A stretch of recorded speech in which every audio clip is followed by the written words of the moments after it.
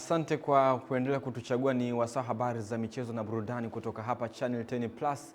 Mimi ni Eden Bahati, golikipa wa kisasa wa mpira. Karibu tuzitazame habari za michezo tukianzia hapa nyumbani Tanzania. Nyota wa zamani wa soka duniani Didier Drogba ameondoka nchini baada ya ziara fupi yenye mvuto mkubwa kwa wadau wa michezo.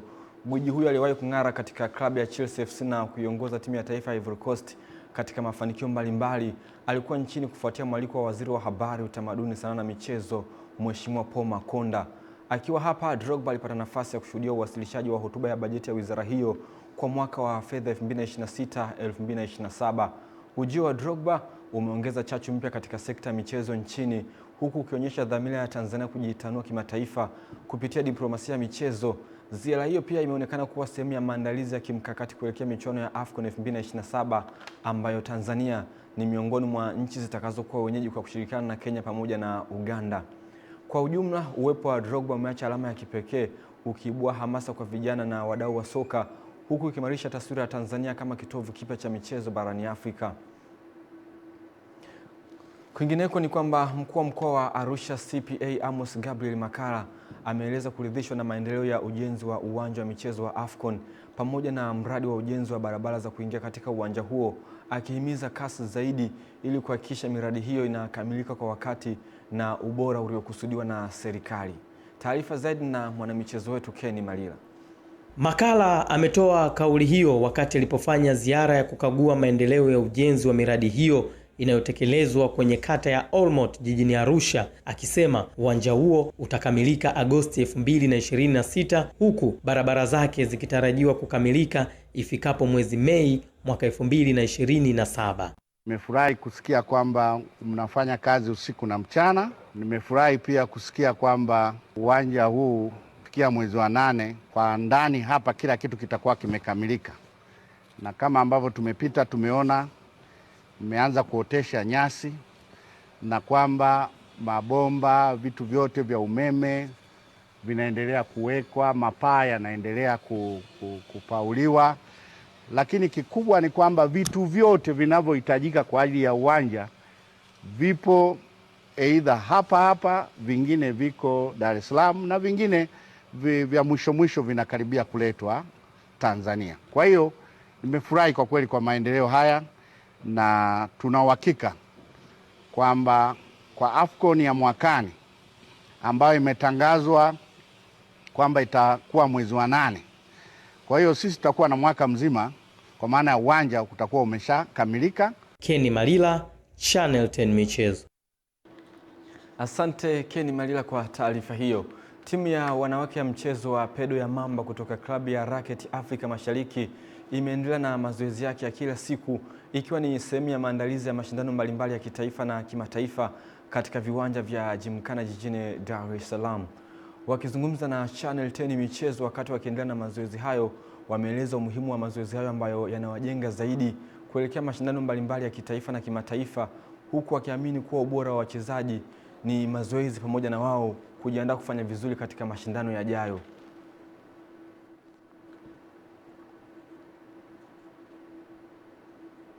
Sasa hivi mashindano ya padel hakuna, ila yakiwepo tutakuwa tayari tushafanya mazoezi, tunakuwa tayari, ndio maana tunafanya mazoezi kwa ajili ya mashindano yote atakayokuja hivi karibuni. Tulifanya vizuri, tulikuwa ushindi wa kwanza kwa sababu tunashukuru kweli, tunamshukuru Mungu, tunashukuru kwa waliotusaidia tukafika kule.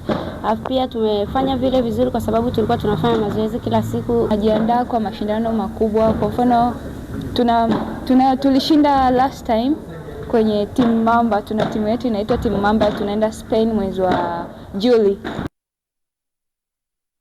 Jamii imehimizwa kuwa na usawa wa kijinsia kwa wanawake katika jamii ili kusukuma gurudumu la maendeleo, lengo kuwe na mshikamano katika majukumu ya kila siku, kwani imeonekana wanawake hawapewi usawa katika jamii. Hayo yameelezwa jijini Dar es Salaam na Upendo Menas kutoka taasisi ya Asedeva, ambaye pia ni mratibu wa mradi wa Jinsia K, wakati akizungumza na waandishi wa habari za burudani kwenye uzinduzi wa tamasha la maonyesho la sanaa, na kusema kuwa mradi huo unalenga kupambana na ukosefu wa usawa kupitia nguvu ya sanaa, kwani wasanii wana nguvu kubwa katika jamii. Kama tunavyojua kwamba kwenye sanaa kuna uwezekano wa kuongea vitu vingi sana na ujumbe ukafika kwa urahisi labda kuliko sekta nyingine zote. Kwa hiyo mradi huu utafanyika katika maeneo mbalimbali ya wilaya ya Kinondoni, lakini pia ukijumuisha maonyesho 30. Kwa hiyo ni mradi ambao una lengo la kuwaempower wanawake. Kama unavyojua, lengo si tu kuigiza au si tu kusikiliza muziki. Lengo ni jamii iweze kupata elimu, kuelimika na kujua kuna umuhimu gani kwenye usawa wa kijinsia. Tunayo matokeo ambayo mambo yanayotokea kwenye jamii. Kwa hiyo ukiachana tu kwamba huu mradi ni mradi ambao tutaenda kufanya wilaya ya Kinondoni peke yake, lakini ambao ni wilaya ambayo mimi mwenyewe pia ninaishi, ni wilaya ambayo pia nimekulia, kwa hiyo ni mambo ambayo pia nayaona. Kwa hiyo moja kwa moja sitoenda kuonesha kama sanaa, ila nitaenda kuonyesha ukweli kupitia sanaa. Taarifa hiyo inatuwekea tu kwenye habari za michezo kitaifa, na sasa ni wasaa kuangaza yale ambayo yamejiri medani za kimataifa. Tuungane na msimulizi wetu.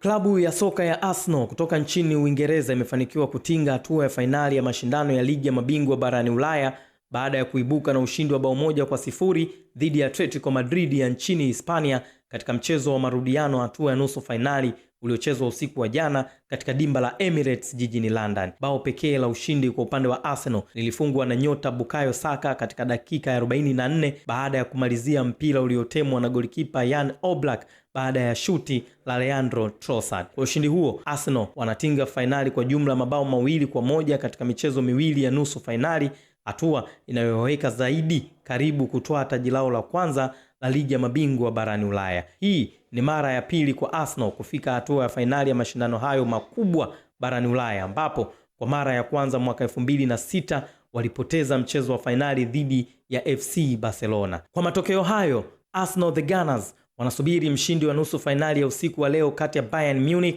dhidi ya mabingwa watetezi PSG katika dimba la Allianz Arena kuelekea fainali ya mashindano hayo makubwa zaidi barani Ulaya kwa ngazi ya vilabu. Kenny Malila, Channel 10 Michezo. Asante Kenny Malila kwa kutujuza habari za michezo medani za kimataifa, na sasa ni wasawa habari za burudani kutoka mtandaoni, ambapo tamasha la kifahari la Met Gala jijini New York City nchini Marekani limeendelea kuthibitisha hadhi yake kama moja ya matukio makubwa na ya gharama zaidi duniani kwa ubunifu wa viwango vya juu, huku tiketi kwa waliohudhuria mwaka huu zikivunja rekodi na kufikia $100,000, takriban shilingi milioni 260 za Kitanzania kwa mtu mmoja. Kwa undani zaidi wa taarifa hii, tuungane na Witness Ngalawa.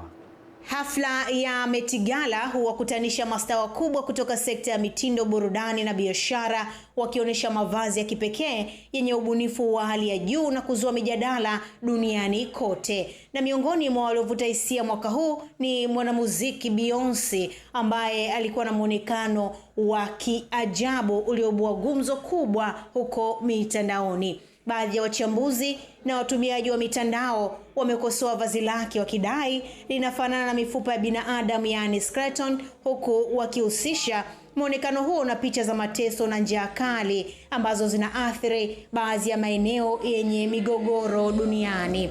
Hata hivyo, upande mwingine wa mashabiki umetetea vazi hilo, wakisisitiza kuwa mitindo ya Met Gala mara nyingi hubeba tafsiri za kisanii na ubunifu usiofungwa na maana moja.